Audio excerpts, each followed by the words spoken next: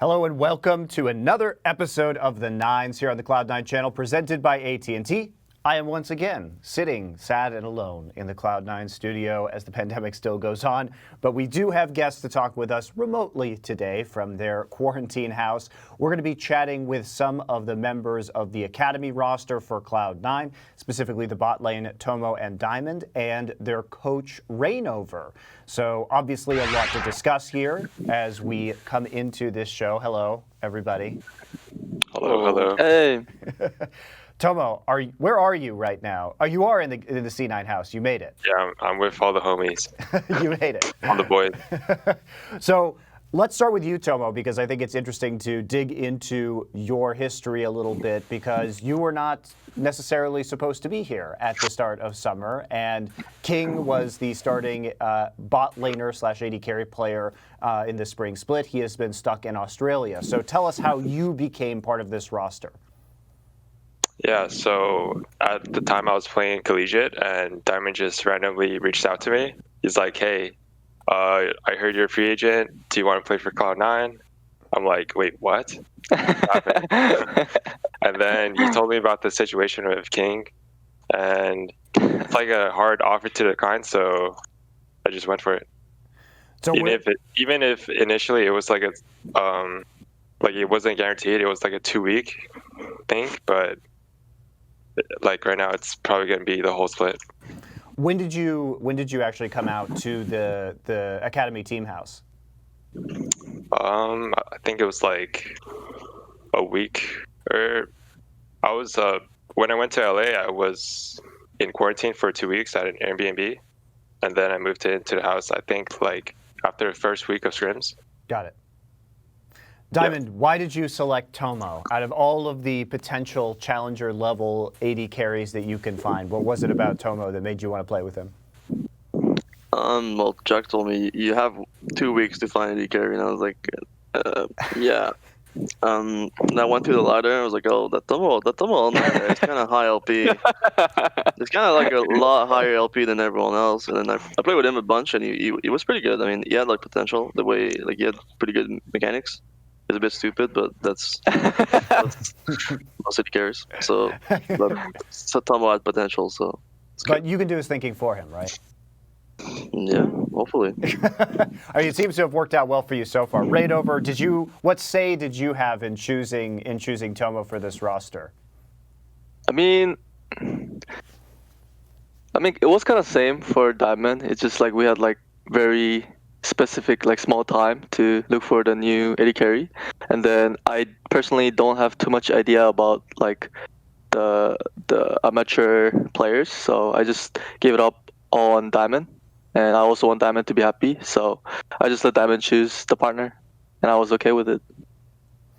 Let's start with the last time I did a show, I was talking with Inori and Fudge, and you guys had some embarrassing, I would say, losses. We were specifically focused on the EG game that somehow you guys managed to lose in the early part of the split. But ever since that point in time, you guys started, I believe, 3-3, and you've just been wiping the floor with everybody ever since. You're back in first place after winning spring. How was part of that integrating Tomo into the roster and trying to make those player changes before you could hit your stride again? Eugene, that's your question. Oh, so it was me? Oh, sorry. So actually, like for the beginning of the split, the times where we were losing, I assume that wasn't like how we used to perform. I feel like we were like pretty much like nervous, I say, and then we were playing like very different. And Tomo was also part of it, I guess, but like during as the split goes, Tomo actually like improved a lot. So right now he's performing well, and same as the other team. I think we're just doing normal stuffs, and it's just working well. What were the other parts of the early part of the split that you found challenging? Were you having problems with the meta Reignover, or like adapting to the changes in the jungle? What was it that was tripping you guys up early? I do think it was partially of the meta too, because we were trying some new stuffs. We were trying to play a lot of like supportive mid champ and a lot of carry jungler, but it wasn't working too well. And also, it was kind of, I would say, unlucky because Inori at the same time was having a lot of like issue with his eye because he had some, I don't know how to say in English, but he has something, something in his eye that he wasn't able to like see like the map and game properly. Like he had some vision problems, so I think that was also part where we weren't performing well with those type of champion in the meta. So we actually had to like kind of drop it and then like play more easier one because I feel like on stage we were playing like kind of scared and like maybe respecting enemy too much. But I feel like as the time go after those like few weeks, we were good on tracking meta and the guys were playing well. The guys were playing normal, so I think it was fine after that. What was it like coming into this roster, Tomo, and starting in the academy games? How much did you have to adapt to the professional scene? Because sometimes you did, at least at first, looks much better now, but you looked a little bit uncoordinated with how the team was moving on the map, especially in a macro sense. Yeah, for sure. At first, it was definitely overwhelming, and like the first 2 weeks really showed it for me. Like I was really clueless around the map, I would say, but now like I think I have a better sense of like what we want to do. Have you been teaching him a lot, Diamond? How have you integrated Tomo into the roster? What are the things that you have taught him, like the big lessons that he had to learn? To stand up for himself and to because when you're a new player and you come into a new team, you don't have any say into what you want to do, and you let people like talk over you and like make you do things that even though you know they're bad. Like I told Tomo, like if you see me roam mid and you know it's bad for your lane, say no, it's fine, I won't go mid. Just say it. And stuff like that, just standing up for yourself is really important. And I feel like if you're a player that doesn't know what you need, no one will know what you need, and you will look back bad no matter what. That's just the way it is. So now you guys have moved on and you've started picking up these wins. Reignover, what really changed with the team that allowed you to go on this big win streak after starting out 3-3 this split? What did you figure out about the team? I feel like we always go back to where it's just like I just try to find my players like be comfortable playing on stage because I feel like that's very important.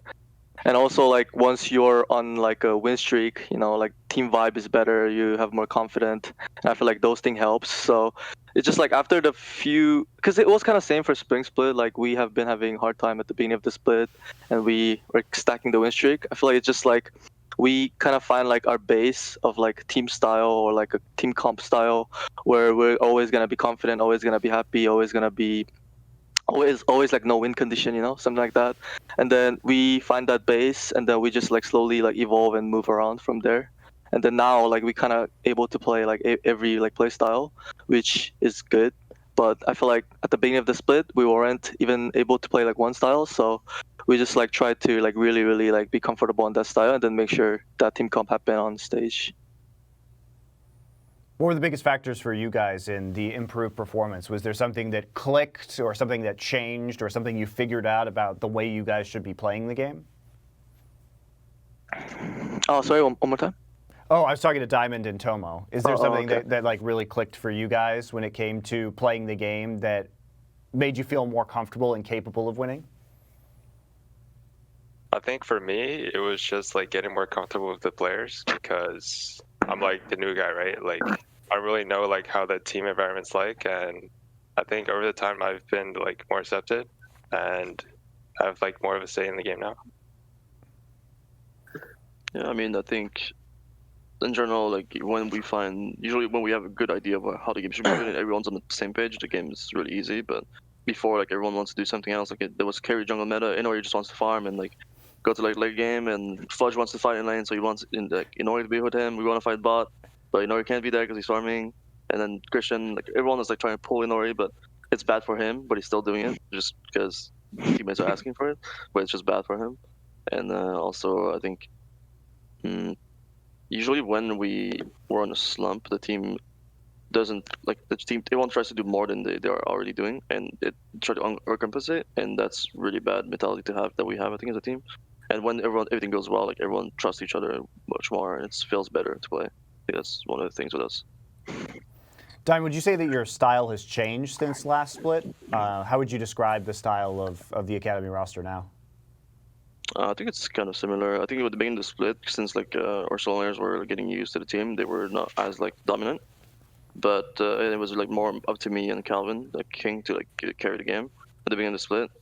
But then our Solars got better and better. Like Fox is the best mid laner in Academy, and Fudge is the best top laner in Academy. And now that like, we just play through, like we could play through all 3 lanes. But most of the time we let like our solos, because we draft for our solos most of the time, just do their own thing and just have a field day and just try to win it. I mean, if I see Fudge just so killing their top laner on cooldown, I'm just chilling bot, gonna hold my tower this time. Reignover, I want to talk to you too about your change to coaching. Because you were a player for such a long time, both in Europe and in North America and in Korea. I used to cast you when you were playing in Champions. back when they called you Game Over. You got a lot better. I missed those times. But how has the change to coach been for you? I mean, at the beginning, I wasn't really. I mean, I kind of had like a sense that I might be pretty good at it and I might like have fun at it. But at like beginning of the start, like I was like, maybe not, you know. But I just wanted to like try, and I'm like always willing to take all the opportunities I have. So I just tried to start coaching, and it was pretty fun, and it was like less stressful than how I expected, and like right now I don't like feel like any stress. I'm having fun, you know. And then like it's not just I mean I just like it just feels like it's fun, and I'm improving like myself too, like as person, so like as human being, you know. So like that's why like I'm like very glad about like the decision I make, you know. What is important to you as to coach first? Like how do you work with the players, and what do you put as the top priority, the most important thing? I feel like I just try to like specialize like what is best for the guys, and like try to make sure they can keep doing what they're good at. And I try to like cover their weaknesses and trust my players, and just make sure the vibe's good, you know, make sure the team is feeling confident on every step they make. I think that's pretty much what I'm aiming. Diamond, Tomo, how would you guys describe Reignover as a coach? What do you feel that he really brings to you in the roster? Well, Reignover is like a 6th player in the team. It's better to have a 6th player in my opinion that like can talk to the players on the equal level, that you respect Reignover in a way because of what he accomplished, but he's also your friend. That's how it feels like. So when I can take criticism from Reignover really easily, and everyone in the team can, because we're on that level with him internal. So for example, like if Inori did something bad in the game, like Reignover would be like, yo, you did this wrong, and I was a jungler, so I know whether you did this wrong. So it's easy for it to come across, basically. Yeah, for sure. Reignover's a really friendly guy. When I have like a bad day of scrims or whatever, he would talk to me and say I trust you 100%. Like, I think you're still doing really well, and just encouraging me overall. So there's different styles of coaching, right? Some coaches prefer to really take the players and their opinions and put the game plan from there, or some coaches prefer to use more of their own ideas and bring that into the team, or look at other regions or other teams and say, hey, this is strong, we should play that. How do you at Cloud9 work as a team? When it comes to drafts, let's start there. So how do you go about deciding the champions you're going to use in draft? Is it coming more from the players, more from Reignover, equal? I think it's more of just we have like a meeting every week, like beginning of the day, and generally we have meeting every day, pretty much, even as like a short one. And then we just like always talk about the champ. We basically like I bring up all the champs that is like being played, and then like and we have like conversation like which champ are we going to try, and then like we actually try it on scrim, and then the champions we feel good, we spam it, and then we just pull it off on the stage. And then pick and ban doesn't really go too much different from the practice. Our pick and ban always go like our like draft meeting is like very simple and very short, because we literally just do whatever we did on practice and it always work.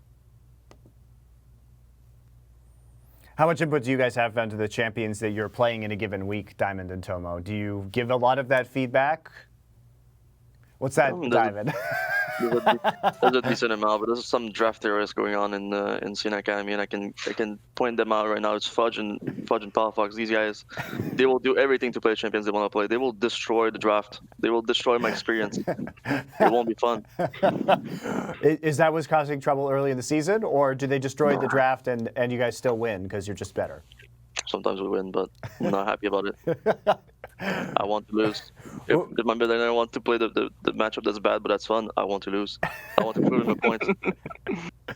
What are some examples of that? Do you have a game that you didn't find particularly fun to play as a result of Palafox or Fudge? No, it's not really on stage. Usually on stage, the people are trying hard. It's more in scrims. Like when we're winning too much, my solo laners want to play some fun stuff. Mostly Palafox, but he only wants to play the fun champs. What does he consider fun? Can I leak these champs? I don't think so. Okay. If he hasn't played it on stage, then we won't say it. Maybe he's saving that for another game. Let's talk about some of the other teams in Academy, because this last week was a really big week for you guys because you were playing against TSM's Academy roster, and it was kind of a battle for the best team in the league, right? What are your current thoughts about TSM Academy? I think that they got worse as they lost Treats and Bio replaced them. Treats definitely had a huge voice on their team, and I feel like they're kind of lost mid game and late game when it comes to shot calling and macro. I should think it's pretty. I mean, I think Treats had like a voice in the team, as in like you would give people guidance. I don't think necessarily the guidance was good. It was more like get everyone on the same page. I think right now they're actually better macro. Like, I think Biofrost is really good at telling them what to do mid game. I think like how they move from mid is way better than it was before. But Treats was good at getting everyone on the same page. I think he had like way like more commanding personality than Biofrost. So like you were players like Winston, like even though like it might not be good for him to do everything that Treats does because he's playing around like what Treats wants, right? It might not be good for him, but at least he's doing something that will push the game, you know. So I think his way of playing is different. Treats, it's less like traditional League of Legends, more like playing around your bot lane and stuff. But I think at least it was a direction, and they were winning doing it, so it was obviously something was right. Were you, Reignover, were you worried about TSM Academy this week when you guys played against them? Or did you think that it was very likely that you were going to win with their roster change? I mean, maybe like the first match we played against TSM, I was a little bit worried. But like the second one, definitely I was like 100% confident we're just going to win. Even though the game, you know, it wasn't like too close. I mean, it was pretty close. It was very close. And yeah. So the reason why is because TSM, it's just like I feel like they have like really small champion pool first of all, and then like the way they play the game is just like always same. And then like as a team, we know how they play, and then we know how we should play against them. So I just feel like they haven't been changing for like the whole split. Maybe just even worse. So. Especially with the roster change, so I wasn't like worried at all because like we are always improving and we're getting better and better, and now like we're like so much confident that we're so much better than them. Is there any chance that someone's going to come and defeat you for the summer split title, or you just feel confident that you're going to win Academy once again? I feel like unless something really random, for example, like if the meta shift like so much, then maybe we might have like, I mean that's like still like more of like us like reading the meta bad if the meta changed. But right now with this meta, I think we're gonna win for sure. You guys confident as well, Tomo Diamond?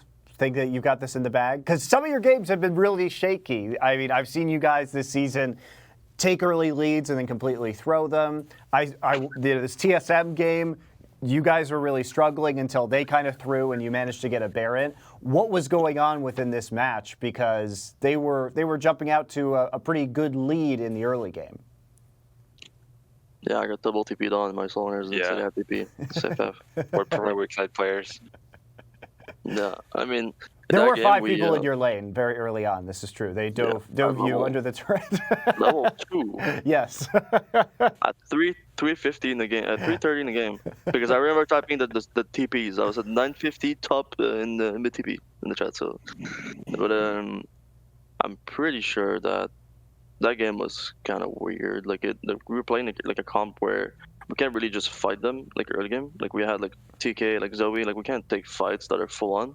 We have to actually think about what we're doing, and we're playing academy. So academy players don't really think about what they're doing. They kind of just go with it, you know. So it was a little bit weird at the beginning, but as soon as we got a lead, like we just exploded them. They just like there was one fight ball I think like where everyone just misplayed. Like they literally ran at us, threw Ash Arrow, missed it, and then their Thresh lost all his HP, and I was like, okay, there's no way we lose this fight, right? And then like we just missed every spell and like went on the wrong targets, and then we lost, and they got 4 kills. I was like, guys, what happened? And then that's where the game got hard. But I think if that doesn't happen, the game is really fine. Were you surprised, Reignover, to see the very early turret dive in the bot lane? Because it was those kind of plays, you can lose a lot out of top lane farm, right? You can lose multiple waves and then just lose top lane completely. So even if you get those kills, you know, it makes the game sometimes very hard for you to win. I mean, like definitely the early game was. Like, I mean, I feel like the first 5-man bot dive timing, it was very good by them. Like we actually didn't talk about it as a team, and then we actually got punished. But the like second, I feel like even after that, like we were like pretty happy. I do believe we have some advantage, like that game anyway, like on other sides too. So we were just like fine, and we were like playing pretty like scaling comp, and their comp was like not gonna be happy without like such a huge lead. But it's just like the fight that Diamond just said about the bot TP play they make, like that should have been really bad for them, but it somehow like worked for them because we misplay, right? But even after that, I feel like we had like a really fine condition where we can still like fight side like hard, even though it was against Irelia, because we have Senna and we have Volibear, which is really strong at killing the Irelia with Zoe with Ignite. So it's just like we didn't really abuse that fact. So the game was like feeling a little bit more hard around like when Irelia was going side, when their Millennial was going mid. I mean when their duo was going mid. But I feel like even with those like 2 huge mistakes, we were still like we are still a team that we can just like constantly pressure them. But it's just that game, I feel like we kind of felt some pressure, I guess, because we were losing, and then the players were thinking that we weren't able to like fight at the moment, so we're just like playing for a spike. And then we did, and then they eventually make mistake on top side, so we killed them, and then we just like win the game off their one mistake, right? So yeah, you guys did get a Baron off of the split push kill, right? Yeah, that was kind of the turning point in the game. Yeah, so I feel like I think TSM played well early game for sure, but I feel like it was more of like us losing to ourselves. That's fair. Let's take a look at some stats provided by Microsoft for that game, because I think it is an interesting point of comparison. And we can start here just by you guys. If you turn on the stream, you can see the C9 Academy versus TSM Academy stats right now. And I think what's really interesting is that TSM Academy had this very strong start, and then they've gone 5-5, 50% in July, whereas you guys went 50% in June and are now 9-1 so far in July. So kind of you are kind of the reverse of the LCS team for C9 in that you have a weak start and are strong now. Meanwhile, the LCS team is struggling a little bit, but looked like TSM Academy jumping out to that early advantage. But something that really surprises me when we take a look at this is how, for the record of 10-6, how low the Dragon percent, the first Dragon percent is, and the overall Dragon percent is, and especially the Herald percent for TSM. What exactly is propelling TSM Academy to these victories when their objective control has been, I think, quite poor? I think it's mostly they play for the kills. I mean, you can see in the stats here, like they got some very low Herald kill. If it looks like the enemy team is playing really hard around the enemy bot lane since their Herald is across the other side of the map. So the Dragon, I mean, like it depends on the. I mean, depends on what your jungler wants to do. Sometimes, like Inori always wants the dragons. He's like, "There's a dragon, I'm hitting it." I'm like, and then like it's just like a debate at this point. The team's like, "Oh, can we hit the dragon? Yeah, sure, nice. Let's just kill the dragon." And it looks like we kill a lot of dragons. You do. You guys don't actually get that many heralds, though, and also your jungle percentage is below 50%. And what that means is that you're taking fewer than 50% of the total jungle minions and neutral minions like crabs, heralds, dragons. It's quite unusual, I would say, statistically, for a team that is winning 75% of their games to have under a 50% jungle score. So is it really that Inori is just focusing very specifically on these like big neutral monsters like the dragons? But why no herald? Like what's the comms like in these games for you guys when you're talking about objectives? I think we usually get herald. At least in our scrims, we usually get the heralds. I think on stage, like I think at the beginning of the split, we're kind of off with like how we played as a team. So, I mean, if you're behind, you will lose like heralds and like dragons most of the time, or you trade them. I think the reason why we probably have a low herald or something is because we traded a bunch for dragons. Sure, yeah. I mean, it depends. Like, I mean, the jungle percentage, I think it maybe comes from Inori and Fudge dual laning top lane for a while. I mean, I don't see Inori farming the jungle camps as much recently. I think there's been some things going on the upside, for sure. Let's take a look at some more stats between Lost and Tomo, actually, just to kind of compare the AD carries. Diamond, I couldn't compare you because there would be no point because they changed supports. Yeah, true. But taking a look at this, Tomo, you've been performing quite well, especially for a newer player. What has your experience been, and what do you think when you look at some of these pretty comparable stats, I would say, to Lost in terms of both very high kill assists by 15 minutes, CS at 15 is pretty comparable, goal per minute is pretty comparable overall. How would you compare yourself to Lost as a player? Mm-hmm. I think Lost is definitely a really good player, and it's kind of hard to compare me to him because he gets a lot of resources from his team, and I feel like I generally just ride the game through like weak side, so I don't get as much resources as him. But I mean, I feel like he does deserve the resources. He's a really good player. And you guys said earlier that you kind of thought that the bot lane was the big win condition for TSM Academy, right? So it makes sense that they would funnel those resources in, considering that you guys have, I think, more threats across the map, especially in the top lane. Well, yeah, you got that Fudge guy, the Fudge Faker guy. Do you guys rely on Fudge, Reignover? Is that somebody that you really like to build game plans around in terms of carry champions? Yes, I feel like recently we've been playing more carry tops because the meta is good for it. So, like, I feel like it's just like Fudge is always a player where he can just play weak side whenever he want, strong side whenever he want. It's just like he plays both really well. So it's just like we just do our draft in a way like it's gonna be best for us. And then if the draft comes down to where we have to play through bot, then we play through bot, and Fudge is gonna be a very good weak side player. And if the draft goes more toward top side, obviously we're gonna play hard top side and bot lane's doing the weak side duty. But it's just like Fudge is like a player when he's weak side, but he still somehow gets like a lead, right? So it's even easier for us to like play the bot side game. And also when it comes to like us playing hard to the top side, like we actually get like huge lead off top side. So it makes us easy, definitely. Fudge is definitely best top laner for sure in Academy. Excellent. Well, thanks for the stats, Microsoft. Really appreciate having access to that information. When we talk, Tomo, about playing through, you're saying you play weak side a lot. What is your favorite champ that you've had a chance to play so far in Academy? And when have you felt like you have the biggest opportunity to carry the game? My favorite champ?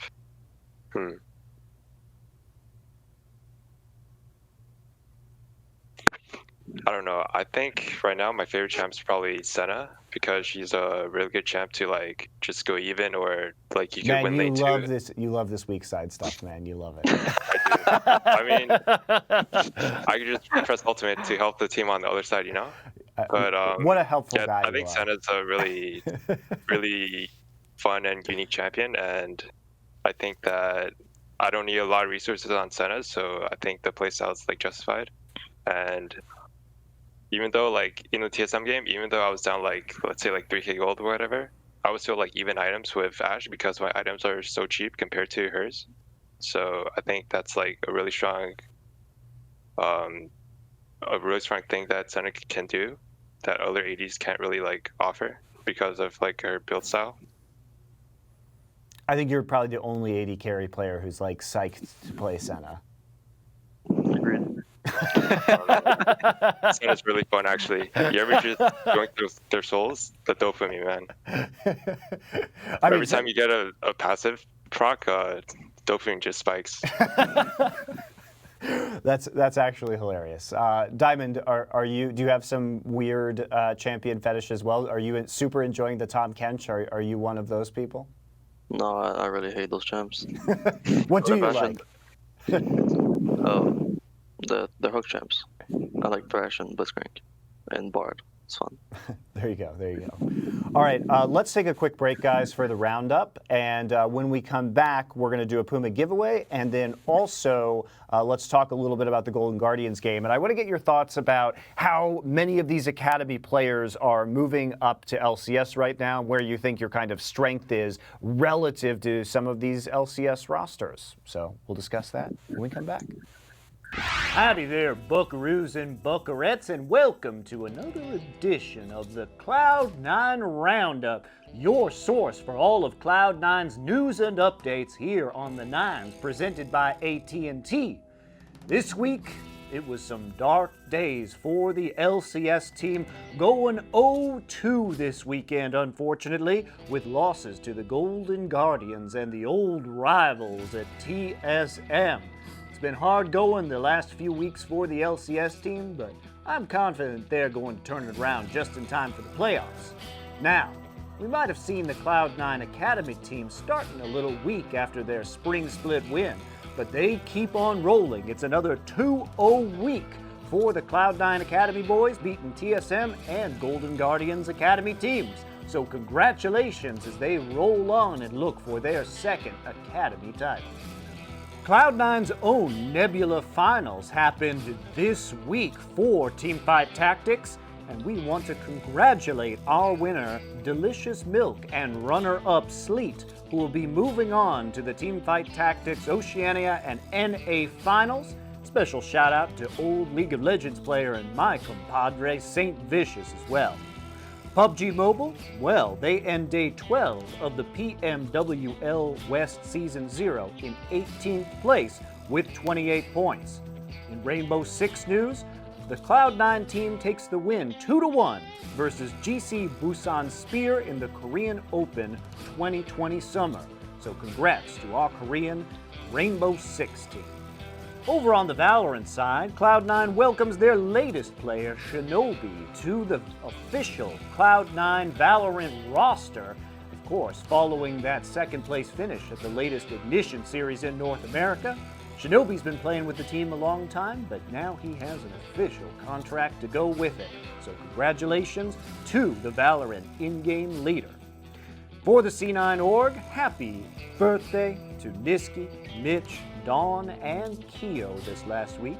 Go ahead and wish them a belated birthday via your social media medium of choice.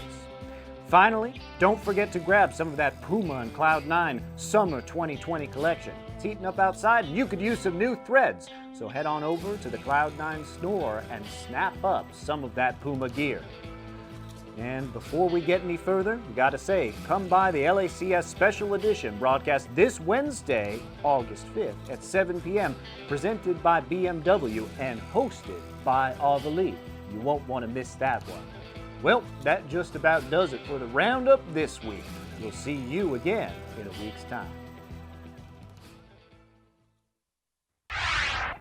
Welcome back to the Nines, presented by AT&T. Before we get back into this conversation, we've got to do a Puma giveaway. So if you are 18 years or older and you live in North America and you want to type hashtag Puma in our Twitch chat, we will give a giveaway, and you can check and see if you've won. There will be someone in there to let you know who our winner is, collect your information, and go ahead and send you that gift card. So let's talk about the Golden Guardians Academy game. And I didn't want to focus on this one too much because you guys kind of slapped them, and it wasn't very interesting. Did you have a specific game plan coming into this one? Were you at all concerned? Because it was relatively one-sided. I actually don't remember like 100% about that game. I think it was just like just one-side game. It was. It's just like we just play off TF. Yes. And it's definitely hard for Oriana to deal with it. And I think their AD didn't have to cleanse that game, no? Wasn't it? No, it was heal and flash for Keith on the Ashe. So it was extra hard for enemy. Yeah. It was just like it was just. I just remember they banned volley and set on red side. Oh yeah. Yes, They had the fun on reg side. Yeah. That doesn't work against C9 Academy. Yeah, I mean that game, we just play off TF, and they were constantly making mistakes. So I think it was just easy. Let's talk about the Rek'Sai a little bit, because it's not a pick that we frequently see at the LCS level, but Inori is really good at that champion. What does Rek'Sai bring to your roster and your play style that gives you an advantage? I mean, Rek'Sai is a really strong DPS jungler, and Inori especially is really good at finding those gank moments, and then like those clutch plays where he goes for like one shot on their backline. So like when people play Rek'Sai, a lot of them like kind of falls behind on like mid late game, but for Inori he always look to go trade 1-for-1 machine gun with the enemy carry champ, so it works for us pretty well. I mean it only works if he gets lead from early game, but the thing is he's really good at finding those early game, and it's always our pocket pick, Rek'Sai. We never give this champ up, and we can just pull it out every time, and especially it's good in this meta because if you play some sort of like low damage mid laner, Rek'Sai is always like the perfect match for your damage. Why do you think other teams don't play it, Reignover? I feel like, not sure, like it's probably because they're just bad at Rek'Sai, no? Well, Diamond Tomo, do you like having the Rek'Sai in your team, considering that Rek'Sai is like really strong at ganking and can give you a lot of information with the tremor sense? Yeah, it's a good job. Yeah, for sure. Every time Inori plays it, he's like popping off. He's always like 4-0, 8-0. So, yeah. Makes your lives easy. What's your least favorite champ for Inori to play? Diana. You have the last split where we're trying to make Inori comfortable when you would just join, and then we started playing some Diana jungle, and I was like, yeah guys, this champion can't win the one going against the NPCs guy. How can we actually make this work better?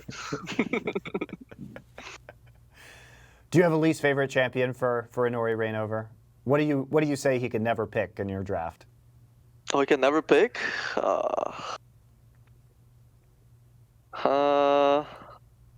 I don't want to leak. You can't leak what he can never pick. You can't leak that because it will never happen. No, but enemy might not think that way though. Okay, fair enough. They can ban it, right? So that's fair. We'll never pick Set and Volibear for anyone playing us. True. We can't play Volibear. Actually, we don't like those champs. Oh my god, I know it's so bad on Volibear. You beat TSM Academy with Volibear. What are you talking about?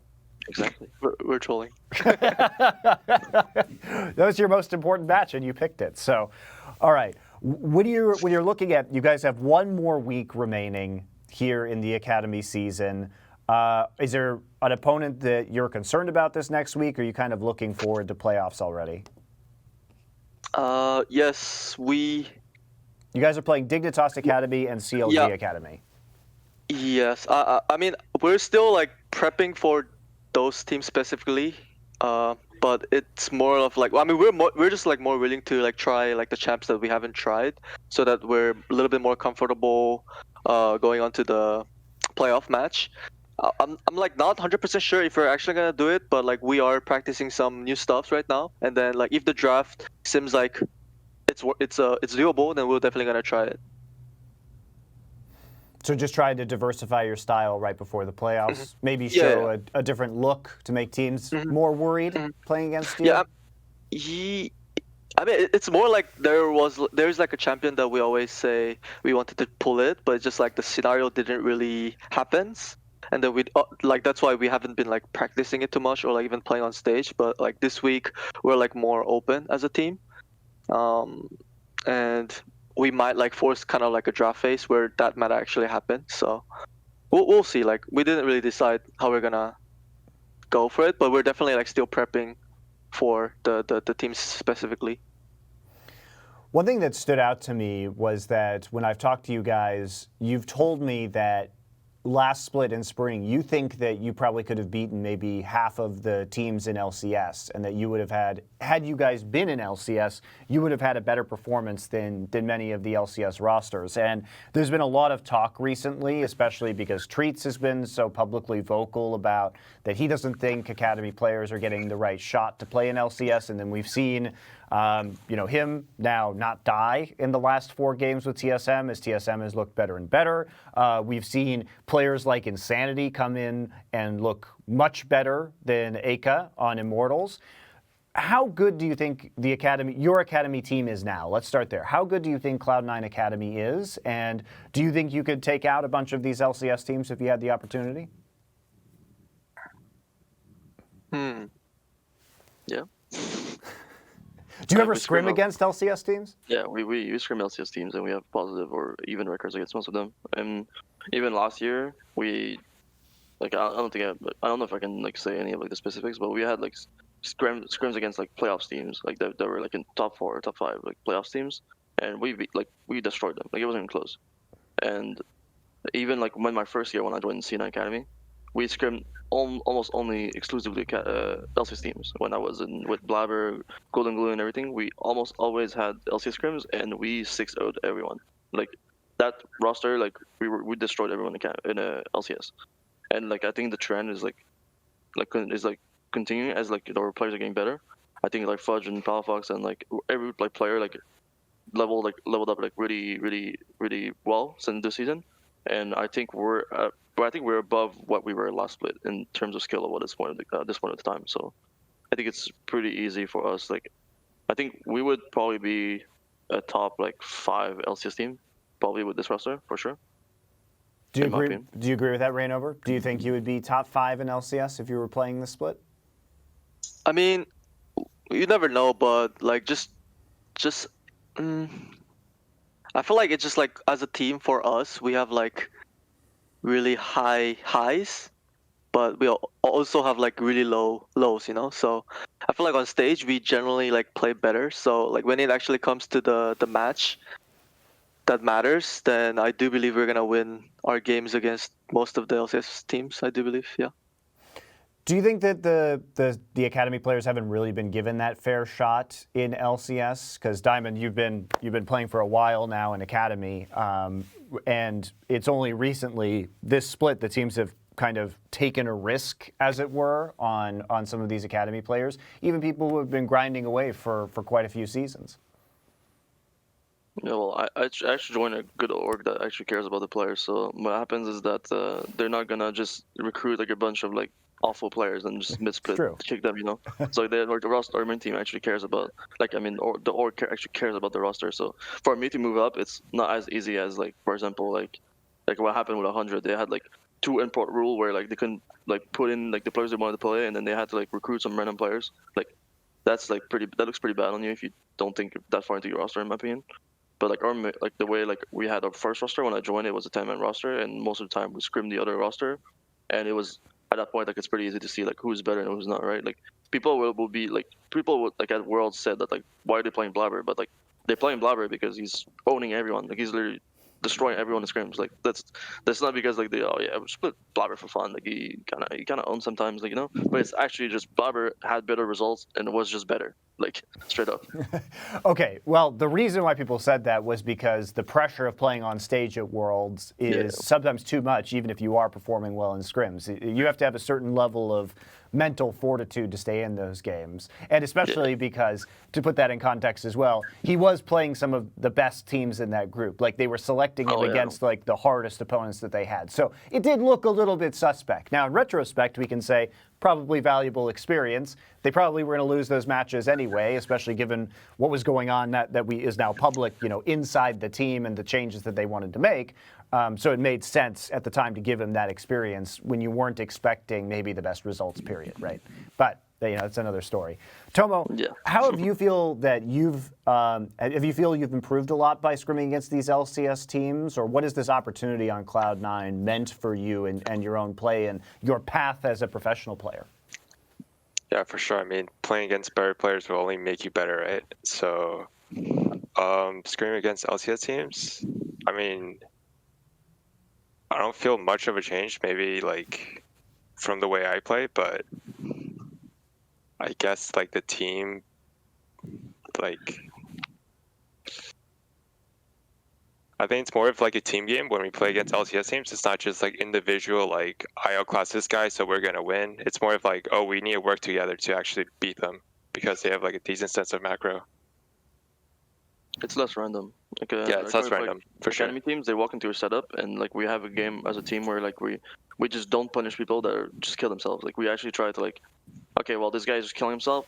We're actually gonna push our setup and just punish them that way instead of just straight up killing them. But like in LCS teams, they actually have a good game sense, so they don't just run in and kill themselves on CD. That's fair. That's fair. If you guys are in Twitch chat, let's take a few questions from there. So go ahead and type them up while we continue this conversation. Maybe we'll end the show with a few of those if there are some good ones. If not, I'll just keep asking questions because I know mine are good. So that's why we're here. For you guys, looking forward into the playoffs, you took down TSM Academy. Are they still the hardest team that you have to face, or is there another team that you think has had a strong finish to the split that you think might be more dangerous in the playoffs?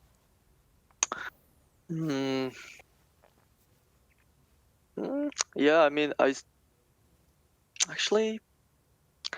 still think TSM is probably the hardest opponent, but like just talking about like a lot of like the like LCS teams, right? Like I feel like just generally right now, I feel like we might even have like more chance about against like just mediocre LCS team than Academy teams, because the fact that as a team, for us at least, we try to play like we have like our own like thoughts in the game, right? But like as Diamond said, like people like make a lot of like risky play, like people makes play that we haven't like expected. But I feel like the LCS teams, like when we at least scrim them, the game actually feels more smoother for us, and then the game actually feel like it's going like as how we like expect to go. But I feel like the Academy teams actually like sometimes give us like more hard time because like they engage on us on like a time where we never expect, or they like contest the objects where we never thought like it's kind of weird, like the early games play like ganks are weird, like dives are weird. So basically we might drop some games, but I do believe we're gonna win the best of 5 like against any team. That's fair enough. Certainly looking likely right now. This is a good question. What are the other teams in LCS Academy that you think put real effort into building the Academy roster? Because you just said, Diamond, that you think C9 is one of the teams that actually puts that effort in and actually does have a system for bringing players into the LCS. Which other teams would you say that's true about?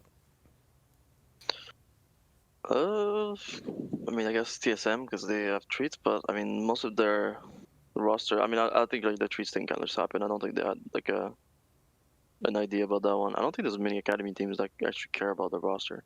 Honestly, like you just look at the roster, it's kind of like just, oh, we had no one, so pick this guy.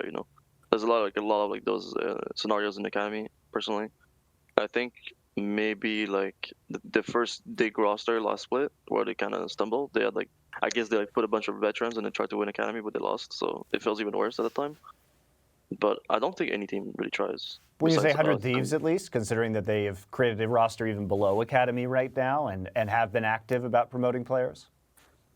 I think I think it's a good step to have that. I think it's really hard to have a system that works in that sense. I think like bringing people from amateur to academy is like another world. I think it will only happen like if someone is really like exceptional. Like you know for a fact that this guy will be good just from watching play. There's some players like that you see them and you're like, this guy will be good no matter what. Like I can see a player in solo queue and like I can tell him like a year from now this guy will be in academy or LCS for sure. But like for example Johnson, like that guy, like everyone knew that he was gonna be good no matter what, just from watching play. And like even now, like he doesn't look as good as he is, but like I still know that he's good and he can be good. But in general, it's super hard to go from amateur to LCS because the coaching staff is not there. No one can teach you. Your players can't teach you because they don't know anything either. And that's usually how it goes. Like you get taught by other players. Even if someone is not a good player, like a veteran player in academy is not necessarily a good player. He played with someone that was good at one point that taught him something good, and that person he can teach you that thing too. So it goes like you don't have that in amateur. Because if you're an amateur, your career is doomed. If you were in academy, you can't go back up most likely. All right, we do have a more fun question from Avali, which I will modify. She wants to know what the weeb ratio for C9 Academy is, but I will just have you instead rank your team from biggest to least big weeb. Okay, so first is King, but he's not playing right now, but he's still in the roster. First is King by far. Then it's Inori. Then it's. I'm surprised it's Inori is second. That says a lot about King. No, King is really up there. King reads all the webtoons and everything. He's really up there. Inori, like I see him watch some anime, but like I'm like King is on another level. It's crazy, and it's really up there. I think then it's probably me or Yeah, you have some anime stuff on your table. yeah, that's true. Me, and then it's probably Tomo. It's a toss up. I mean, everyone watches the anime though. I've seen Pal Fox watch anime in scrims. In That's all I'm scrims. gonna say. In scrims. Yeah, he's watching Hunter x Hunter between games. True, actually, that's kind of true actually. Where's Reignover? Is he on this list at all? Well, yeah, that's No, I don't think. I mean, I was watching when I was young, but recently not really. So King wants to know if you miss him, Reignover. Oh yeah, I definitely miss him. King is like such a troll human being.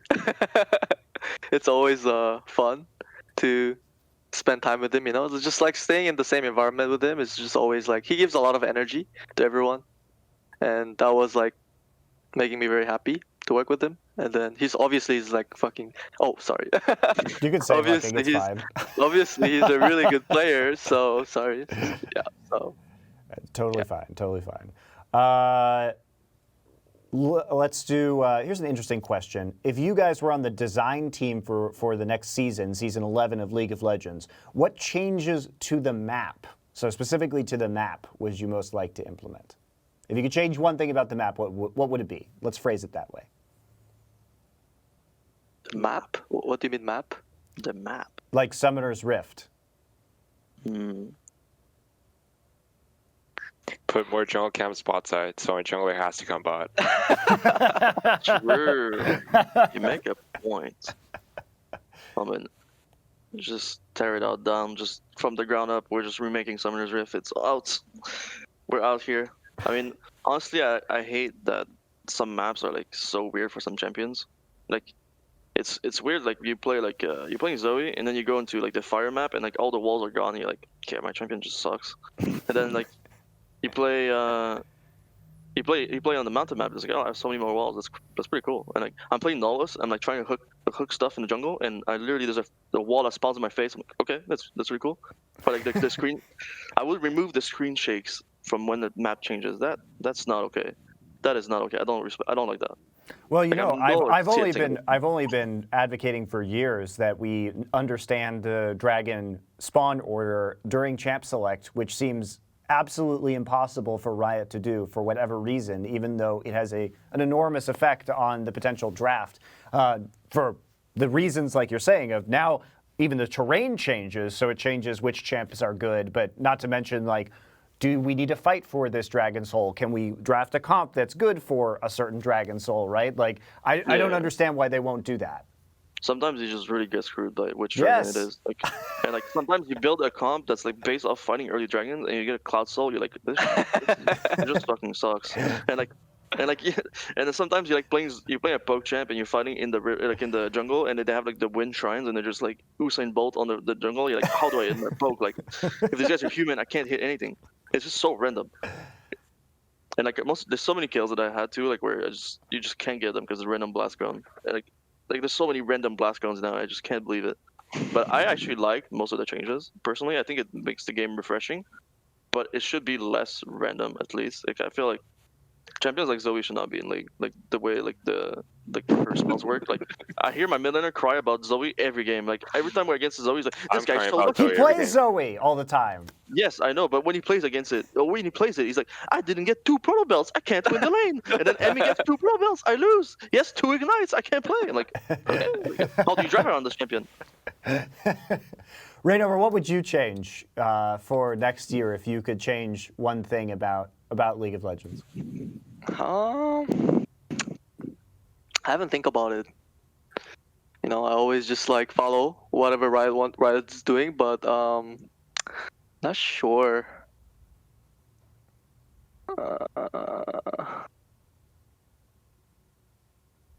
Maybe bring back the jungler able to use some more wards. Look, I'm excited. I would be excited about that, but I liked League of Legends when you could just choke people out with vision, right? You had so many wards on the map, and then you could have better macro. That's the Korean way of playing the game. Wouldn't you be worried that Korea would just win Worlds again if that happened? I mean, maybe, but I feel like maybe just 1 ward instead of 2. Reignover just wants 1 ward. That's all he wants, to be able to jungle at the full Reignover potential. Are you guys? What are your plans after the summer split? Are you guys going to go boot camp in Korea at all? Do you guys have any off-season plans set up yet? I'm not sure if we can boot camp. I'm not sure, like with Corona and everything. I think it's hard to travel and be sure to come back. Like I think a lot of our players are not necessarily in the US. So that's true. So if they leave the country, they might not be able to come back into the country. So it's pretty awkward in that sense. I think most of the players that are going to Worlds, like the Worlds roster, I think some of them might have to stay in Korea because they can't come back to NA without quarantine, I think. And it will be awkward. I mean, for me, it's easier because I'm Canadian, so I can just go to Canada and come back. It's easy clap. But for some other people, like Fudge and stuff, it's pretty hard, I think. So you always have that in your mind. Like, what if I can't come back? Like, my career is just doomed. FF. So yeah, it was an issue for the CS:GO team for Cloud9 as well, not being able to, because we are wrapping up the player break right now in CS:GO, and a lot of those guys couldn't go back to South Africa because they didn't know if they could get back in if they left. That's true. So no plans as of yet for the off season. If you could do something during the off season, would you want to take a break or practice more? Or what would your goals be? I would definitely go back to Korea. I actually really love playing in Korean soccer. Like it's good in moderation, you know. Like every time I go in Korea, like the first couple month or a couple month and a week, it's pretty good. But then I just start soccer just kills me, and there is just so crazy.